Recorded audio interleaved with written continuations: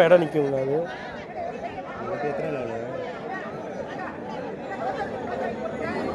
அந்த ஆடு சந்தையில் தான் 17,500 வாங்குறாங்க.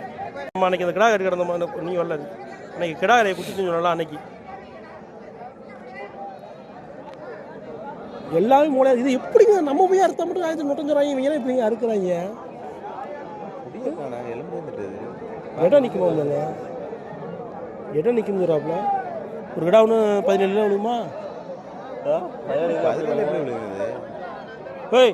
17 விழுகாம 15,000 ரூபாய்க்கு வாங்கியிருக்காரு. என்ன மதியோட கடைசியா 18 அவன் காமிப்பாங்க 22 ரூபா காமிச்சு 22 கிலோ காமிப்பாங்க. அவங்க என்ன விளையாட்டு காமிக்கிறீங்க நீங்க? நம்ம மதிக்குது 17 கிலோ விழுகும், 15 கிலோ இப்படி விழுகும். 15 கிலோ விழுகிற குட்டியாக அதுன்றாங்க. இல்லை நாங்கள் கிடாயத்தையும் பார்க்குறோம் அவுத்துல போல.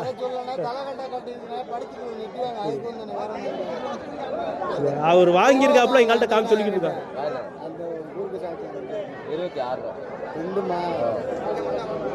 என் கூட கொடுத்துருமா? இல்லை கேட்டேன். எவ்வளோ நான் தான் அந்த எனக்கு பிடிச்சி வந்தேன் ஆடு கடைக்கு. எத்தனை இல்லை எவ்வளோ உங்கடா நீங்களே சொன்னேன். ஆமாம் அவர் என்ன அவர் மதிய வச்சு தானே வாங்கியிருப்பாரு. அவர் மதிய வச்சு வாங்கியிருக்காரு. 17 கிலோ விழுகும்ல. அதான் சொல்கிறேன் உங்களுக்கு 17 கிலோ விழுகாதுன்னு சொல்கிறாப்புல. 15 ரூபாய் இருந்துச்சா? 15 17னா